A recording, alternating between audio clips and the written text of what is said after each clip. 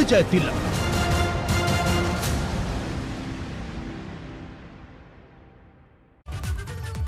नमस्कार, आप देख रहे हैं बीपी गंगा। मैं हूं स्नेहलता और शाम के 4 बज चुके हैं। समय है न्यूज एट 4 का। शुरुआत आज की 2 बड़ी खबरों के साथ करते हैं। एक तरफ जहां मुख्यमंत्री योगी आदित्यनाथ औरैया का दौरा करने के बाद इटावा पहुंचेंगे, जहां उन्होंने जनता को करोड़ों की परियोजनाओं की सौगात देते हुए सरकार की ओर से किए गए कामों को गिनवाया। साथ ही विपक्ष पर और पहले की सरकारों पर जमकर हमला बोला।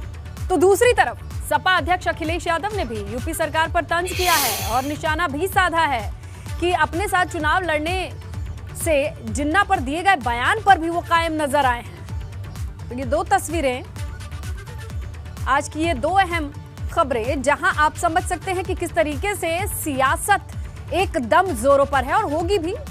सबसे बड़ा प्रदेश और सबसे बड़ा चुनाव, और उससे पहले किस तरीके से ताबड़तोड़ रैलियों का और मंच से एक दूसरे पर वार पलटवार का दौर चल रहा है। इसी क्रम में सीएम योगी ने विपक्ष पर हमला, जहां कई तरीके की योजनाओं परियोजनाओं का लोकार्पण शिलान्यास का ये कार्यक्रम तो था, लेकिन इसी मंच से मुख्यमंत्री योगी आदित्यनाथ ने विपक्ष पर निशाना साधा। इसके साथ बड़ी बात यह है कि अखिलेश यादव ने भी अपने जिन्ना वाले बयान पर वो डिग नहीं रहे हैं और इस बयान पर सियासत और गर्माती दिखाई दे रही है। तो देखिए, एक बयान के बाद उसके ऊपर जो अब अखिलेश यादव ने टिप्पणी की है और अपने बयान पर कायम रहने की बात कही है और कहते हैं, नसीहत देते हैं कि दोबारा किताब पढ़नी चाहिए। तो ये किस तरीके का वार पलटवार चल रहा है, जरा आप फिर से सुनिए। बयान को बार-बार कई राजनीतिक दलों ने उसको चलाया है, कई राजनीतिक दलों ने उसको सवाल उठाया है। जो आपने महात्मा गांधी और जिन्ना को लेकर कहा था, उसका कॉन्टेक्स्ट क्या था, अगर आप एक बार क्लियर कर दें। नहीं, क्यों करें कॉन्टेक्स्ट? मैं तो कहूँगा ना कि दोबारा किताबें पढ़ लें, दोबारा किताबें पढ़नी चाहिए लोगों को। एक दल के नेता ने पिछले दिनों एक वक्तव्य जारी किया था, और वक्तव्य क्या जारी किया था, यानी भारत की अखंडता के प्रतीक सरदार पटेल की तुलना देश तोड़क जिन्ना से करने का कुत्सित प्रयास किया था। इस प्रकार के शर्मनाक और निंदनीय बयानों को पूरे प्रदेश को खारिज करना चाहिए। हमें ऐसे तत्वों के उन मंसूबों को समझना होगा। सरदार पटेल देश को जोड़ने वाले हैं, जिन्ना देश को तोड़ने वाले हैं। दोनों समकक्ष नहीं हो सकते। सरदार पटेल राष्ट्र नायक हैं, लेकिन भाइयों बहनों, जिन्ना भारत की एकता को खंडित करने वाले हैं। जो लोग ये तुलना करने का प्रयास कर रहे हैं, हमें उनके प्रति सतर्क रहना होगा। उधर समाजवादी पार्टी के अध्यक्ष अखिलेश यादव ने जनवादी सोशलिस्ट पार्टी के दफ्तर का उद्घाटन किया। इस दौरान अखिलेश यादव ने यूपी की भाजपा सरकार पर निशाना साधा। सीएम के चुनाव लड़ने से लेकर महंगाई पर सरकार को घेरा। साथ ही जिन्ना, ओपी राजभर, बुलडोजर से लेकर तमाम मुद्दों पर अखिलेश यादव ने मीडिया के तीखे सवालों का जवाब भी दिया है। अखिलेश ने कहा कि सीएम योगी को अब चुनाव नहीं लड़ना चाहिए क्योंकि भाजपा सरकार जा रही है। साथ ही खुद के चुनाव लड़ने पर अखिलेश यादव ने कहा कि पार्टी ये फैसला लेगी। बाबा मुख्यमंत्री जी को चुनाव नहीं लड़ना चाहिए, वो जा रहे हैं। जाने वाले से क्या लेना देना? समाजवादी पार्टी ने तय किया है और समाजवादी पार्टी तय करेगी, और मैदान में चुनाव जब होगा तो चुनाव में होंगे मैदान में। ये क्या बात हुई? आप क्या कह रहे हो? पार्टी तय करेगी, और जब चुनाव मैदान में है तो चुनाव से पीछे कैसे हटेंगे हम लोग? अच्छा, सपा अध्यक्ष यही नहीं रुके। महंगाई को लेकर अखिलेश ने सरकार को घेरा और कहा कि अगर अब ये पेट्रोल डीजल के दाम 0 भी कर दें तो भी यूपी की जनता बीजेपी को सफाया ही करेगी। अखिलेश ने कहा कि उपचुनाव हारते ही पेट्रोल डीजल नजर आने लगा है, लेकिन इन लोगों को सिलेंडर क्यों नहीं नजर आ रहा है? भारतीय जनता पार्टी ये सोचती है कि कुछ पैसे कम कर दें तो जनता उनके साथ खड़ी हो जाएगी। समाजवादियों का मानना है कि अगर ये डीजल पेट्रोल 0 भी कर देंगे तब भी उत्तर प्रदेश की जनता इन्हें सफाया कर करके इनकी गिनती हो सकता है न जाने कहां पहुंचा दे। और चुनाव जैसे करीब आया, चुनाव जैसे ही हारे, पेट्रोल की तरफ देखने लगे, डीजल की तरफ देखने लगे। अभी सिलेंडर नजर नहीं आ रहा भारतीय जनता पार्टी को। सोचो, लाल रंग का सिलेंडर भारतीय जनता पार्टी को नजर नहीं आ रहा, उसकी कीमत कहां पहुंचा दी। तो वहीं अखिलेश यादव ने सरकार की ओर से भूमाफिया से जमीन छीनने के दावे पर सवाल उठाया। अखिलेश ने कहा कि सरकार इसे किसी वेबसाइट पर डाल दे। ये सरकार जो दावा करती थी कि भूमाफियाओं से जमीन छीन ली, कम से कम आपको तो बता दें, हमारे पत्रकार साथियों को बता दें कि जो जमीन भूमाफियाओं से छीनी गई वो जमीन कहाँ है, किसी वेबसाइट पर डाल दें, जनता देखना चाहे तो देख ले। वहीं अखिलेश यादव ने सुभासपा अध्यक्ष ओपी राजभर और माफिया मुख्तार अंसारी की मुलाकात पर कहा कि राजभर के साथ गठबंधन है, अभी टिकटों की जानकारी नहीं है।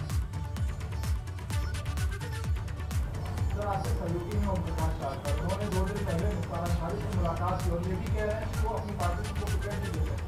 आपका कितना समर्थन रहेगा? ओम प्रकाश राजभर जी की पार्टी के साथ गठबंधन है, अभी टिकटों की जानकारी आपको नहीं है।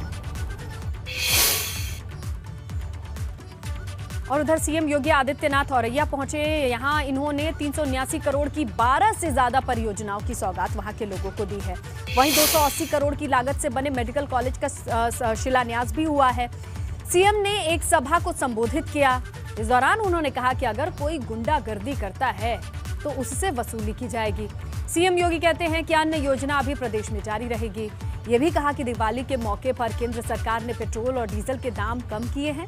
सीएम योगी ने लोगों से कोरोना को लेकर सतर्क रहने की भी अपील की है।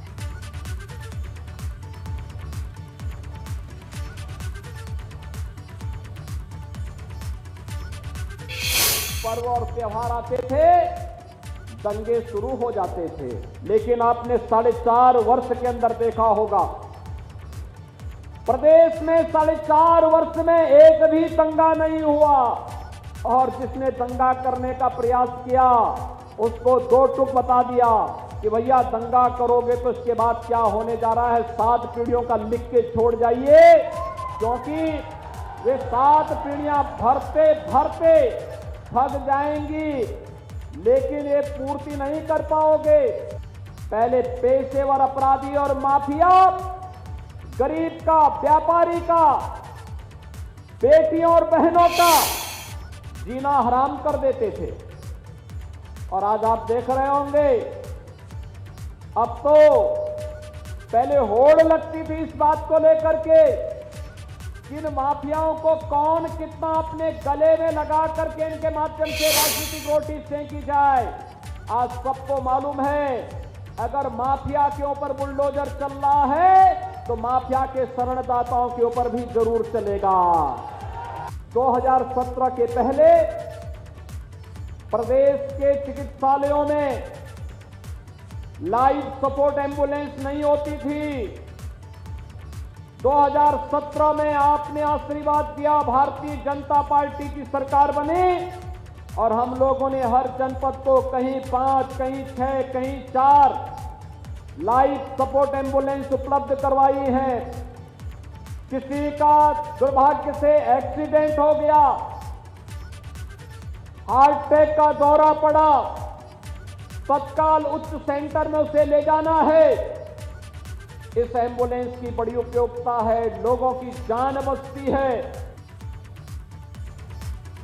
और लंबे इंतजार के बाद आखिरकार वो दिन आ गया है जब प्रदेश के 1 करोड़ 80 लाख छात्र छात्राएं महीनों से जिसका इंतजार कर रहे थे, यानी परिषदीय स्कूलों में पढ़ने वाले छात्र छात्राओं को मिलने वाली सुविधाओं का पैसा अब सीधे उनके अभिभावकों के खाते में डायरेक्ट बैंक ट्रांसफर के माध्यम से भेजा जा रहा है, जिसमें स्कूल बैग होंगे, यूनिफॉर्म, जूते, मोजे, स्वेटर खरीदने के लिए हर एक स्टूडेंट यानी छात्र छात्रा को 1100 रुपए उनके अभिभावकों के खाते में सीधे भेज दिए जाएंगे। सीएम योगी शाम 5 बजे सरकारी आवास से 5 कालिदास मार्ग पर इस योजना का शुभारंभ करेंगे। परिषदीय प्राइमरी और अपर प्राइमरी स्कूलों में करीब 1 करोड़ 80 लाख बच्चे पढ़ते हैं। इन बच्चों को हर साल 2 जोड़ी uniform, 1 school bag, 1 sweater, 1 set जूते और 2 जोड़ी मोजे दिए जाते हैं, जिसमें से जूते, मोजे और स्वेटर बांटने की शुरुआत योगी सरकार ने ही की थी। अब इसमें 2 यूनिफॉर्म के लिए 600 रुपए, स्वेटर के लिए 200 रुपए और बैग और जूते मोजे के लिए 250 से 300 रुपए का बजट रहता है, यानी एक बच्चे पर करीब 1100 रुपए का बजट। तो अब ये बड़ा फैसला जहां सीधे अभिभावकों के खाते में ये पैसा ट्रांसफर होगा। तो सीएम योगी आज सौगात छात्रों को उनके अभिभावकों को देने जा रहे हैं। सिद्धार्थनगर के कृष्णानगर में रहने वाला परिवार काफी खुश है। इस मामले में बेसिक शिक्षा मंत्री सतीश द्विवेदी ने काफी खुशी जाहिर की है। उपलब्धि को उन्होंने ऐतिहासिक बताया है।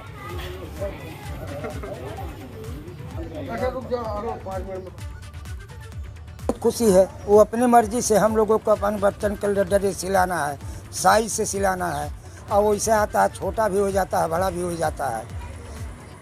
तो यह नाते हमन के कोनो तकलीफ नहीं साहब, बहुत खुशी है कि मतलब सरकार खाते में बच्चों के पैसा दे। उत्तर प्रदेश के लिए एक ऐतिहासिक दिन होगा जब प्रदेश की योगी सरकार के द्वारा उत्तर प्रदेश के बेसिक शिक्षा परिषद के स्कूलों में पढ़ रहे 1,80,00,000 छात्र छात्राओं को दी जाने वाली विभिन्न सुविधाओं, उनके 2 जोड़ी यूनिफॉर्म, जूता, मोजा, स्वेटर, बैग आदि के बदले उनके अभिभावकों के खाते में 1100 रुपये प्रति छात्र छात्रा के हिसाब से डीबीटी के माध्यम से अंतरित किए जाएंगे।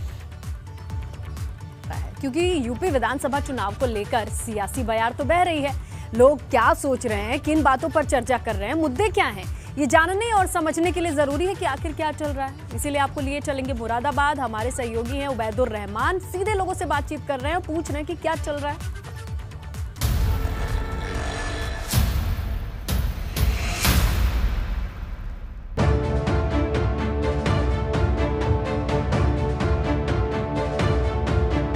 उत्तर प्रदेश में चुनावी माहौल अपने पूरे शबाब पर है।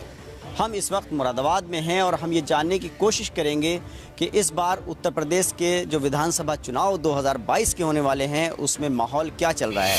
ये जानने के लिए हम मुरादाबाद के यहाँ पर जो सिविल लाइन इलाका है, एक प्रसिद्ध चाय की दुकान पर है और यहाँ पर आप देख सकते हैं कि काफ़ी लोग जो हैं वो चाय की चुस्की के साथ में चुनावी चर्चा करते रहते हैं।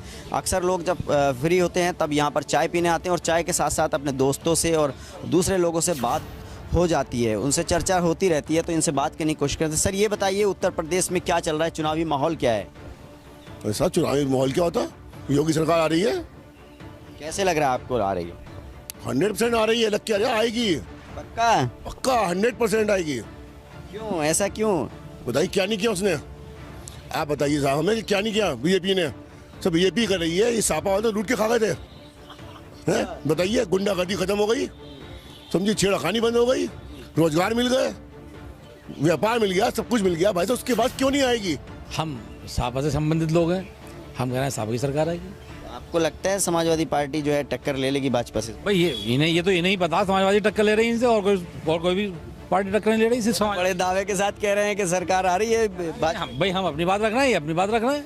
कोई नहीं है योगी जी के सामने, कोई नहीं टक्कर ले सकेगा। जितनी बढ़िया व्यवस्था योगी जी ने करी है, इतनी बढ़िया व्यवस्था किसी ने नहीं करी। कोरोना बिल्कुल मुक्त करके छोड़ा उन्होंने। अगर बीजेपी नहीं होती तो वैक्सीन के साथ पैसे दिए जाते, लगाने के लिए जाते हमसे। बीजेपी को तो आना ही है पक्का। क्या वजह लगती है आपको इसको? हर कोई यहाँ पर तारीफ करता हुआ नजर आ रहा है। नहीं, तारीफ क्या, तारीफ करने योग्य मोदी जो है अपने आप में सक्षम है, पूरा जो है देख रहे हैं वो, किसी को कोई परेशानी तो नहीं हो रही ना। समाजवादी का माहौल है। अच्छा, समाजवादी ही पार्टी आएगी यदि ईमानदारी से चुनाव हुआ तो। तमाम लोग तो कह रहे हैं कि योगी जी आएंगे। तो कोई बात नहीं, अपना अपना ध्येय, कोई किसी चाहता है। अच्छा, हाँ। योगी सरकार में आपको लगता है कि महंगाई बहुत ज़्यादा हो गई है, कानून व्यवस्था ठीक नहीं है? जी बिल्कुल सही नहीं, चरमरा चुकी है। बीजेपी की सरकार की तरफ से कहीं ना कहीं दिक्कत तो है, डेफिनेटली है। मैं भी बीजेपी को ही वोट देता था अभी तक, लेकिन इस बार एक्चुअल फैक्ट है ये बताइए, ऐसी क्या वजह रही इन 5 साल में? पिछली बार आप बता रहे हैं आपने भाजपा को वोट दिया था, बड़ी मुद्दों से सरकार चुनी थी, लेकिन इन 5 साल में आप ऐसा नाराज क्यों हो गए कि आप किसी और को वोट देने की? मेरी या आम व्यक्ति की एक अपेक्षाएं हैं कुछ, सरकार उन्हीं पे खरा नहीं उतर रही है। नौकरी को लेके ले लो,